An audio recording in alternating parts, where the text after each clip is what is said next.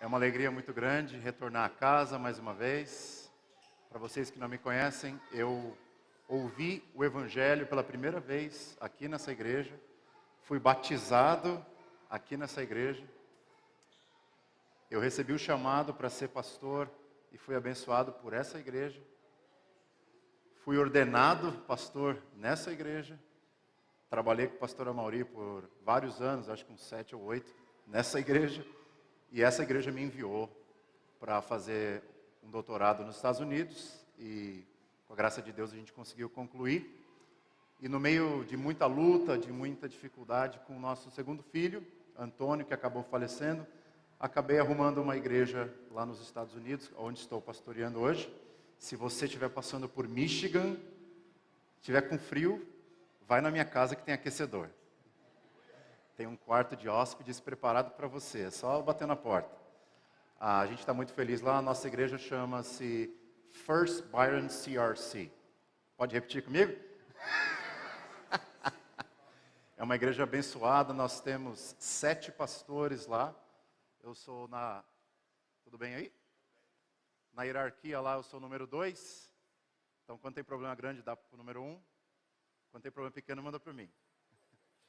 É uma igreja muito grande, temos 1.500 membros, um desafio muito grande. Muita gente se convertendo, muita gente sendo batizada, tem sido uma benção. E é muito bom voltar para casa para descansar. Eu estou muito mal vestido porque eu trouxe só chinelo e bermuda. Então eu tive que pegar uma camisa emprestada, calça emprestada, não tenho terno, tá bom? Então vocês me perdoem por isso. Eu queria refletir com vocês sobre a palavra de Deus no livro de Lucas, capítulo 9, se você puder abrir comigo. Lucas 9. A partir do verso 57.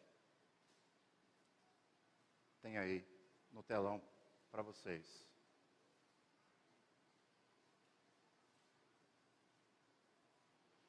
Lucas 9, 57. O assunto que eu vou falar hoje é muito parecido com o meu último livro que eu acabei de publicar nesse ano passado, na verdade, pela editora Thomas Nelson, que é Reformando o Discipulado. Hoje a gente vai falar um pouquinho sobre o custo do discipulado. Qual é o preço a pagar para aqueles que querem ser discípulos de Jesus? Não é moleza, não é brincadeira, não é conversa fiada, a coisa é séria. Mas vamos ler aí, para vocês terem um gostinho. Indo eles a caminho fora, alguém lhe disse: Seguir-te-ei, Jesus, para onde quer que fores. Mas Jesus respondeu: Olha só, as raposas têm as suas tocas, os seus covis. As aves do céu têm os seus ninhos. Mas o Filho do Homem não tem onde reclinar a cabeça. Aí veio mais um. E esse foi Jesus que chamou. Segue-me. Ele, porém, respondeu: Peraí. Permite-me ir primeiro sepultar o meu pai. Mas Jesus insistiu. Deixa os mortos os sepultar os seus próprios mortos. Tu, porém, vai e prega o reino de Deus. Mas tem um terceiro. O que ele disse? Seguir-te-ei. Vou te seguir, Senhor. Mas deixa primeiro despedir-me dos de casa. O que Jesus respondeu? Ninguém que tendo posto a mão no arado, olha para trás, é digno, é apto para o reino de Deus. Essa é a palavra do Senhor. Vamos fechar os nossos olhos? Senhor, a Tua palavra está diante de nós. Ela por si só já é suficiente para convencer, para instruir, para exortar e para nos edificar. Mas nós também cremos que o Senhor não apenas usa a palavra escrita, mas também a palavra pregada. E é por isso que nós estamos aqui, Senhor, diante do povo do Senhor, para trazer a Tua palavra. Então usa a minha vida, dá luz aos meus olhos e abre os corações. Se tem alguém aqui que está com uma história similar a desses 3 discípulos, que o Senhor possa iluminar a mente e desafiar o coração de cada um deles. Em nome de Jesus. Amém. Logo que eu cheguei lá nessa igreja onde eu estou pastoreando agora, fiz uma bateria de exames para ser eleito. E aí, quando fui eleito, eu tive uma conversa com o conselho e eu fiz uma pergunta para eles. Qual foi a última vez que essa igreja recebeu uma pessoa por batismo, sendo adulta? Em outras palavras, foi uma conversão, pública, que teve um batismo de adulto. Os presbíteros e os diáconos, que lá o conselho são presbíteros e diáconos, eles olharam um para o outro assim, coçaram a cabeça. Aí, de repente, um levantou a mão. Fui eu, há 15 anos atrás. Porque as igrejas nos Estados Unidos, a maioria delas, geralmente as históricas, elas não estão crescendo. Se elas crescem institucionalmente, é por transferência de membros. Mas conversões são muito raras. E aí, então, eu fiz um desafio para aquela igreja. Isso foi dia 3 ou 4 de março. Deus vai mudar essa história. E aí eu comecei a dar uma de louco mesmo, indo atrás dos eleitos que estavam perdidos ali naquela cidade. E aí eu encontrei algumas pessoas, né, em lugares que geralmente o crente não está, coffee shop, enfim, fui procurando. E encontrei 2 caras que viraram meus amigos. E o nome dos 2 é muito intrigante. Os 2 são Pedro, lá em inglês, Peter. E aí comecei a conversar com esses 2. E aí, à medida que a gente conversava, chamei eles para a igreja, começaram a ir para a igreja, se interessaram bastante, comecei a discipular eles. Depois de 4 meses discipulando eles, encontrando com eles, toda terça-feira, eu falei, e aí? Vocês estão prontos para deixarem tudo e serem discípulos de Jesus? O primeiro Pedro, o Pedro número 1, diz o seguinte, cara, minha vida era uma bagunça. Deus chegou na minha vida, está começando a consertar tudo. Eu estou meio quebrado ainda, porque é muita coisa para reformar. Mas não tem coisa que eu queira mais do que a presença de Deus. Do que experimentar o que é andar nos caminhos de Jesus. Estou pronto para deixar tudo, estou pronto para ser batizado. Foi batizado há uns 3 meses atrás. O outro diz o seguinte. Como que é? Deixar tudo? Olha, vou dizer algumas coisas. Eu gosto da igreja, eu gosto das pessoas. Será que a gente pode postergar isso para daqui uns 2, 3 anos? Esse negócio de batismo, de profissão de fé, de discipulado. Porque, sabe, eu gosto de vocês, eu gosto da igreja, mas eu gosto da minha vida. Eu não quero abandonar o que eu faço. O que é que você faz que você não quer abandonar? Eu não quero abandonar a minha noite de sábado com as garotas. Do sexo fácil, de seguir os meus sentimentos. Eu não estou pronto para isso. Gente, tem um custo. Entrar na igreja é muito fácil. Virar membro de uma igreja hoje é muito fácil. Mas ser igreja de Cristo não é fácil. Na verdade, é impossível, porque é uma obra do Espírito Santo. Aqui nós estamos diante de 3 homens que se voluntariaram, foram chamados para serem discípulos. E como a gente leu, discipulado é coisa séria. Salvação, vida de igreja, sem discipulado, sem andar atrás de Jesus e ao lado de Jesus, como disse o Bonhoeffer, é graça barata. Não é coisa que perdura por muito tempo. Qual que é o preço a ser pago? É sobre isso que eu quero falar com vocês. Tem alguns slides.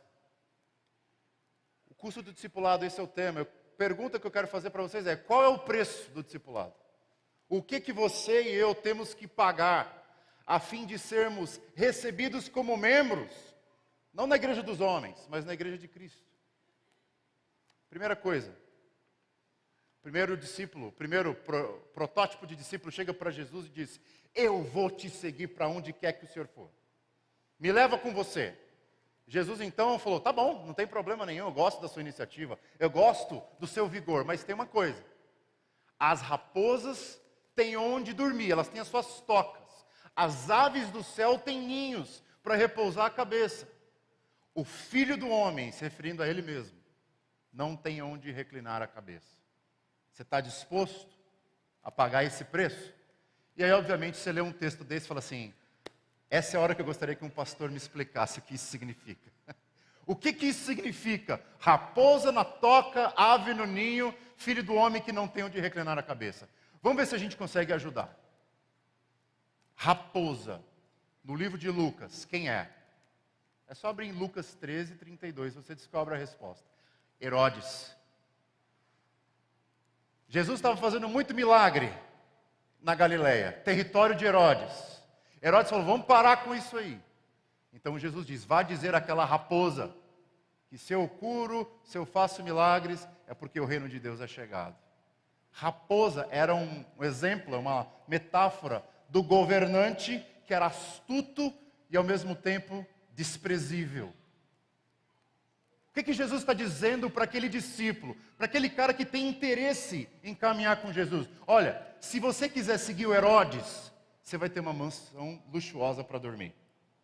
Se você quiser seguir Jesus, prepare-se, terá dias que você não terá onde dormir. Jesus dormiu aonde na sua primeira noite de vida? Num berço de ouro ou num berço de palha? E aonde que ele ficou preso no seu último dia de vida antes da ressurreição? Num palácio ou num deserto crucificado? Quem quiser seguir Jesus, vai ter que seguir apesar das circunstâncias ruins. Vai ter que estar pronto a abrir mão de muita coisa. Vai ter que estar pronto a abrir mão de conforto. Mas se quiser seguir Herodes, vai ter mansão luxuosa. Agora um outro exemplo que Jesus utilizou. As aves do céu têm ninhos. Para nós que lemos esse texto, fica muito complicado de entender o que ele quer dizer. Mas para aquela cultura, era mais simples, porque a ave era o símbolo do Império Romano. Quando Jesus diz, as aves do céu têm os seus ninhos, eles estavam querendo dizer, os seguidores de César também têm os melhores empregos. Eles também têm onde reclinar a cabeça. Se você quiser ficar com Herodes, com o Império Romano, você vai ter uma carreira de sucesso, você vai ter sempre onde reclinar a cabeça. Se quiser me seguir, não significa que você não pode ter dinheiro, não pode ter uma casa legal. Você tem que estar pronto a seguir no dia bom e no dia ruim. Lembra o apóstolo Paulo? Aprendi a estar contente em toda e qualquer situação. Sei estar feliz quando tenho abundância, sei estar feliz quando tenho necessidade. Em tudo, Deus está comigo. Tudo posso naquele que me fortalece. O que é ser discípulo de Jesus? Qual é o custo a pagar? Gente, em primeiro lugar, você quer ser discípulo de Jesus? Não pode ser só no dia bom. Não pode ser só quando você tem um travesseiro com pena de pato, pena de ganso, seja lá o que for. Tem que ser discípulo de Jesus quando está tudo mal, quando está tudo bem, quando está tudo mais ou menos. Pouca gente sabe, mas quando eu deixei o Brasil, eu deixei uma vida de muito conforto. Morava na casa do Amauri. Tinha um salário bom, os presbíteros sempre foram muito generosos comigo. Nunca disse não para minha esposa, quando ela ia no shopping. Aí eu fui para os Estados Unidos, todo mundo achou, agora ele ficou rico. Foram 4 anos de aperto, porque a nossa moeda, quando a gente foi, era 3. Quando a gente chegou lá era 6. A gente viveu no aperto por 4 anos. Minha esposa falava, nossa, a gente deixou uma vida tão boa para amargar, comer o pão envelhecido de 3 dias. De ter que sobreviver baseado num banco de comida gratuita que a universidade disponibilizava para os estudantes. Se não fosse aquilo, eu estaria passando fome. Vivi uma vida de dificuldade. Aí, quando comecei a trabalhar na nova igreja, tudo mudou. O salário melhorou, comprei um carro novo. Não tem um problema de falar isso. Deus abençoa você quando você está no dia mal, quando você está no dia bom. Comprei um carro muito legal. Fiquei lá, agora vou nadar no dinheiro, agora vou ficar com conforto. 4 anos de vaca magra, agora pelo menos um mês de vaca gorda. Comprei um carrinho legal. Aí, lá nos Estados Unidos, é você que coloca a sua placa, não é o Estado. Fui lá, peguei minha caixa de ferramentas, martelinho, chave de fenda, agachei, Valentim logo veio atrás. E aí estou lá, apertando o parafuso para colocar a placa, o Valentim me pega o martelo e dá uma martelada na traseira do carro.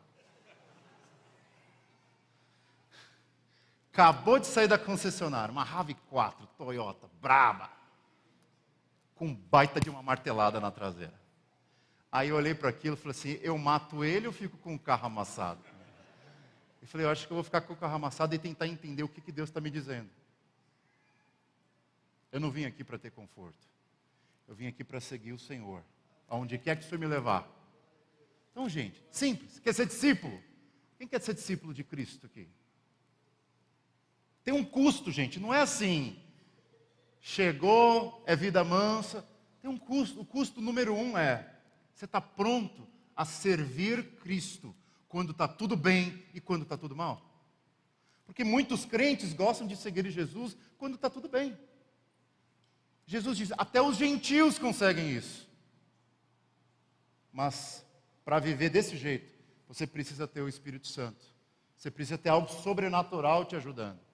E é aí que você consegue descobrir que há uma força que você pode se reclinar, se apoiar, que é a força do Deus Todo-Poderoso nos dias mais difíceis da sua vida. Vocês sabem, perdemos um filho. Choramos muito. As pessoas me perguntam, como que você conseguiu? Eu falei, eu não consegui nada. Eu só me mantive à fonte, e a fonte me sustentou. Seguir Jesus apesar das circunstâncias. Esse é o primeiro custo do discipulado. Qual é o segundo? Segunda história qual é? Primeiro, o cara se voluntaria a ser discípulo. O segundo, Jesus que chama. Ei, você agora, você me siga. Jesus parou o cara no meio da rua. Você está pronto para me seguir? Falou assim, claro Jesus, com certeza, estamos juntos, me matricula no seu curso de discipulado. Eu vou, mas primeiro, deixa eu sepultar o meu pai. Tem algum problema, Alberto, você sepultar o seu pai? Tem algum problema você falar, só um minutinho, hoje é enterro. Eu tenho um pai com Alzheimer em casa, preciso cuidar dele 24 horas por dia. Não tem problema nenhum nisso. Aliás, naquela cultura, você não cuidar dos seus idosos era uma ofensa gravíssima, sem perdão. Na cultura ocidental, deixar os velhos no asilo é como se nada tivesse acontecido. Naquela cultura, isso era inadmissível. O que é que está acontecendo aqui? Jesus não está proibindo aquele rapaz de sepultar o seu pai. Qual é o problema do texto? Primeiro, eu vou sepultar o meu pai. Provavelmente, de acordo com a estrutura do texto, o pai dele ainda não tinha morrido. Ele ainda teria que ficar vários anos esperando o pai morrer para então sepultá-lo. O que estava fazendo? Ele estava dizendo assim, eu quero seguir a cultura primeiro. Se sobrar tempo, eu vou te seguir. Ele pegou uma boa desculpa da cultura da época para não viver a radicalidade do Evangelho. Escute, pegou uma boa desculpa na cultura da época para não seguir a radicalidade do Evangelho. Será que isso ressoa aos seus ouvidos sobre o cristianismo de hoje? Não, eu quero ser crente, mas primeiro eu quero fazer outra coisa. Primeiro, eu quero me dedicar à minha carreira. Depois eu vou para a igreja, depois eu penso nesse negócio de profissão de fé, depois eu penso nesse negócio de discipulado, depois eu penso nesse negócio de servir a minha comunidade local. Ou, como lá nos Estados Unidos é o que acontece, pastor, eu até tenho vontade, mas eu não sinto que é a hora. O sentimento, a idolatria do sentimento é uma das piores pragas que acometeu a sociedade contemporânea. Eu estou pensando em divórcio, porque eu não sinto mais aquele amor que eu tinha. Eu estou pensando em mudar de emprego, porque eu não sinto, sabe? Não é mais aquela coisa. Eu estou pensando em mudar de sexo, porque me olhar no espelho como homem não é mais a mesma coisa. Eu estou pensando em mudar de igreja, sabe? Eu não sinto mais Deus falar comigo na minha igreja. Eu estou pensando em mudar o meu corpo, fazer harmonização facial. Aí a mulher muda aqui, muda ali. Ela levanta o joelho e levanta o braço. A mulher está toda conectada. E o homem está com a cara toda emborrachada. É porque eu não me sinto mais feliz. Se dane o que você sente. O que Jesus disse para ele? Foi muito duro. Deixa os mortos enterrarem os seus próprios mortos. Que é uma construção metafórica. Morto nenhum enterra morto. Imagina, o Éder morto querendo enterrar outro morto. Não é literal o que Jesus está dizendo, é uma metáfora. O que ele está dizendo? Quem está morto que se preocupe com as preocupações dos mortos. Você está vivo, se preocupe com as coisas da vida. Vai e prega o reino de Deus. Não é o tema da igreja? Reino de valores. Gente, é uma escolha que você tem que fazer. O reino deste mundo tem as suas próprias preocupações. Sepultar o meu pai, fazer a minha carreira, ter a minha felicidade alcançada, primeiro de tudo. Mas o que Jesus disse sobre o reino? Antes de qualquer coisa, busque o reino de Deus e a sua justiça, e todas essas coisas serão acrescentadas. É o reino primeiro. Para aquele rapaz não era o reino primeiro, era o reino em segundo. E quando é o reino em segundo, para Jesus não é apto. E a grande tristeza hoje é possível ter uma igreja cheia de pessoas, mas vazia de eleitos. Cheia de adoradores dominicais, mas sem o real comprometimento com Cristo e a sua obra. De que lado você está? É o entrega total do reino ou o meu próprio reino e sobrar tempo para o reino de Deus? Qual é o teu lado dessa história? Seja franco. Muitas vezes, meu interesse não é o reino de Deus. É o meu próprio reino. Essas são as minhas próprias vontades. São os meus próprios castelos e palácios. Mas para Jesus, tem uma urgência, tem um imperativo. Vai e prega o reino. Deixa os mortos enterrarem os seus próprios mortos. Você cuida do que é meu, em vez de cuidar do que é seu. Será que isso parece com a nossa história? Eu lembro de uma história que aconteceu lá nos Estados Unidos. Um rapaz que eu estava discipulando, também não era convertido. O nome dele é Cam. É o famoso cão da Bíblia. Filho de um dos filhos de Noé. Cameron, eu estava discipulando aquele cara e em determinado momento ele falou: Jean, eu até quero, cara, mas eu não senti aquele frio na espinha ainda. Já teve nessa história? Já teve nesse personagem? Eu até queria ser um pouco mais dedicado, mas eu ainda não senti aquele arrepio. Eu não senti aquela coisa, aquele amor arrebatador. Eu queria dizer uma coisa para você. Não é o fato de você sentir arrepio na espinha que te faz um discípulo de Cristo. É o fato de você segui-lo, sentindo ou não sentindo. Então, se há alguma coisa na sua alma te dizendo, devo seguir Jesus, siga. Não espere frio na espinha. Não espere revelação sobrenatural. Se Ele te chamou, vai. Pastor, então você está dizendo que eu tenho que ir mesmo se não tenho sentimento? Sim, porque tem muitos dias que não tenho sentimento de amar minha esposa. Tenho sentimento de acabar com ela. Às vezes eu não tenho o sentimento de acordar de manhã e trabalhar na minha igreja. Às vezes eu tenho o sentimento de sair da igreja. É muito trabalho. Vou voltar para o Brasil de novo. Às vezes eu não tenho o sentimento de, eu tenho que ajudar aquele cara que está com problema, aconselhamento. Tem um cara que eu aconselho há 8 meses. Eu não queria tomar café com aquele cara de novo, mas você vai. Não seja governado pelo que você sente, porque os nossos sentimentos vai e vão, a vontade de Deus prevalece. Ponto. Eu falei isso para ele, não deu um mês, ele falou, tá bom, então vamos. E o menino é uma benção. Já está evangelizando um amigo que é ateu. Ele é pedreiro, a maioria, o pedreiro ganha dinheiro lá, hein, cara. O cara evangelizando os amigos dele, tudo pedreiro, um ateu, um agnóstico, um não sei da onde. Ele foi. E para aqueles que vão, Jesus adiciona todas as coisas. Então vai, não espera. Deus está te chamando? Vai. Eu lembro, antes de ir embora aqui do Brasil, eu tive uma conversa com o Rogério, que é futuro pastor aqui de vocês. Acabou de terminar um seminário. Ele me convidou para jantar na casa dele antes de eu partir. E ele falou, Jean, eu tenho que contar uma coisa para você. Deus me chamou para ser pastor. Eu falei, que maravilha, quando foi isso? Faz uns 3 anos. Eu falei, por que você não foi? Não é que primeiro eu tenho que ser o diamante mega ultra blaster da Rinode, depois eu vou. Aí eu abri um texto da palavra de Deus com ele. O texto que Jesus envia 70 para a missão. Lembra desse texto? Qual foi a primeira coisa que ele disse para eles?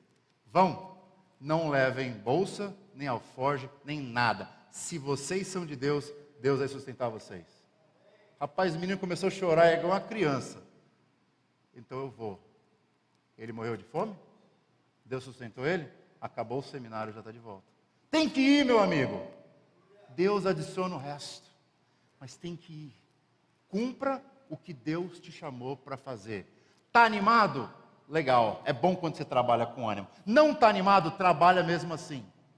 Está com sentimento lá em cima? Ótimo, é maravilhoso quando você trabalha com prazer. Não está com prazer nenhum, trabalha mesmo assim. Porque Jesus, quando foi para a cruz, não morreu de prazeres para morrer por você. Mas ele foi.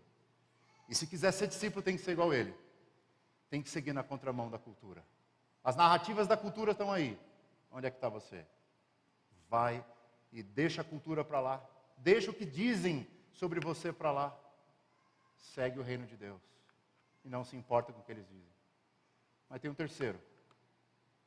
O terceiro rapaz se voluntariou para ser discípulo. Jesus, eu vou te seguir para onde quer que você for. Mas primeiro, eu preciso dar um abraço e um beijo no meu pai. Eu preciso me despedir dos de casa. O que Jesus disse para ele? Como se fosse um raio-x. Cara, quem põe a mão no arado e olha para trás, não é apto, não é digno do reino. O que ele estava querendo dizer com isso? Quem é que já pôs a mão no arado alguma vez? O arado de verdade, tá?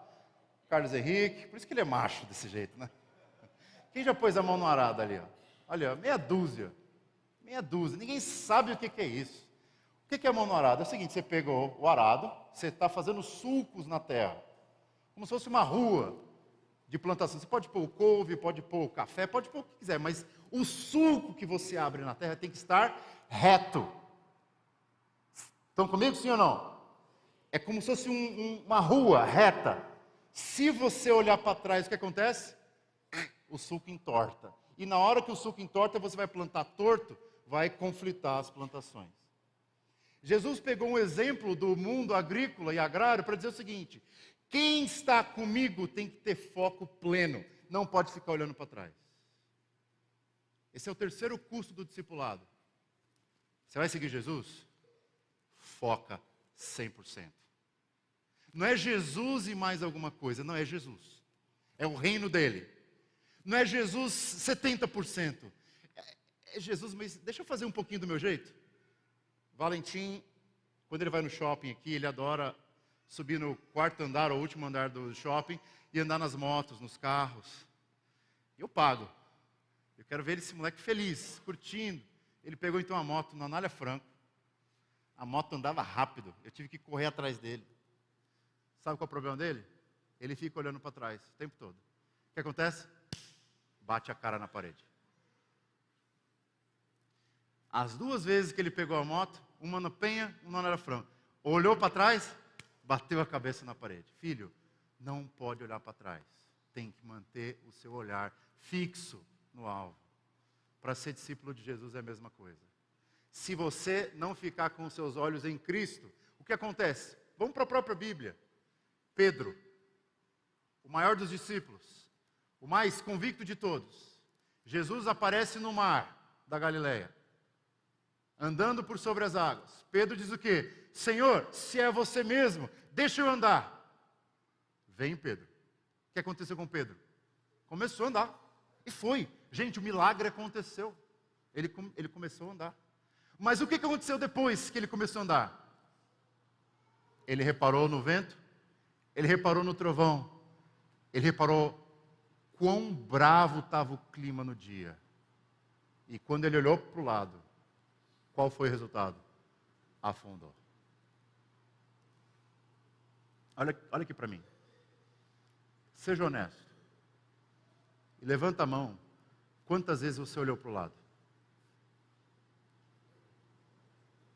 Como é que foi o tombo? Eu já olhei para o lado. Vou dar um exemplo para vocês. Lá no aperto daqueles primeiros 4 anos, chegou a pandemia. Perdi meus 2 empregos que eu tinha. Tudo fechado. Minhas ações aqui no Brasil, menos 40%.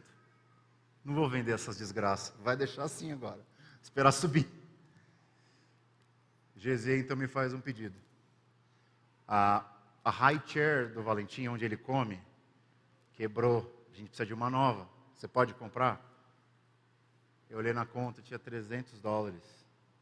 Para fralda, para comida. Mês que vem, meu irmão. Mês que vem. Não crie no Deus Todo-Poderoso. Olhei para a circunstância, meu amor, não vai dar. Deixa ele na high chair quebrada mesmo. Dia seguinte eu acordei, 7 da manhã, me preparando para ir para a aula. Do lado do lixo tinha uma high chair novinha. Saí correndo. Peguei. Está aqui, Deus mandou. De graça. $0. Aí, Deus começou a dar umas estratégias para ela levantar uma grana. Fazendo bolo. Falei, amor, mas para fazer o bolo daquela chefe, não sei o que, eu preciso de umas formas diferentes. As formas que eu tenho aqui estão todas queimadas, furadas, não sei o que. Você me dá uma forma nova, ela me deu o extrato lá da Amazon, eram uns $80. Falei, mês que vem. Aí chegou outro mês que vem. Aí a gente foi no banco de comida, onde o seminário dava comida para os alunos de graça. Lá tem roupa e comida, nunca forma de bolo. Naquele dia tinha forma de bolo. Todos os que ela precisava. Eu falei, não é possível. Aí teve um dia, estava lá os 200 conto na conta. Tive que ir no Walmart comprar fralda. A fralda do Tintim tem que ser a melhor revestida, porque o menino faz forte, entendeu? Brabo. É aquela que tem que ser um pouco mais cara, porque a baratinha deixa o bumbum dele todo assado. Fui lá no Walmart, comprei a fralda, comprei o lencinho, sobrou $30. Como que a gente vai sobreviver com $30? Não sei, meu. Não sei. Dia seguinte, um amigo nosso da igreja, eu não estava dormindo hoje. Deus tocou meu coração e falou, dá uma oferta para o Jean. $500 no PayPal. Eu vivi pela fé. Os corvos vinham me alimentar. Mas eu ficava olhando para o lado o tempo todo. Mas aqui vem a bênção. Quando a gente olha para o lado, a gente afunda. Jesus levanta a mão e nos tira. Quantas vezes Jesus estendeu a mão e te tirou? Na sua falta de fé. Então, gente, você olha para esses 3 custos do discipulado, né? Qual que é o preço? Tem 3. Seguir a Cristo, apesar das circunstâncias ruins, apesar de seguir na contramão da cultura e não olhar para trás. Se eu fizer um censo aqui de toda a igreja, não tem nenhum que se matricula nesse curso. Fala a verdade. Ninguém se matricula. Mas qual que é a bênção? O Jesus que chama vai te dar condições de segui-lo. E essa é a bênção de ser reformado, de acreditar na Bíblia como palavra de Deus. O Deus que chama vai te capacitar a segui-lo. O que é que você tem que fazer então? Crer que Ele vai te dar forças. Quando o tempo estiver mal, quando a cultura estiver te oprimindo e quando tiver vontade de olhar para o lado, Ele vai te dar forças. Ele vai andar com você. E se você afundar, Ele vai estender a mão e te puxar para fora. Esse é o Deus que eu creio. Você crê nele? Vamos orar juntos.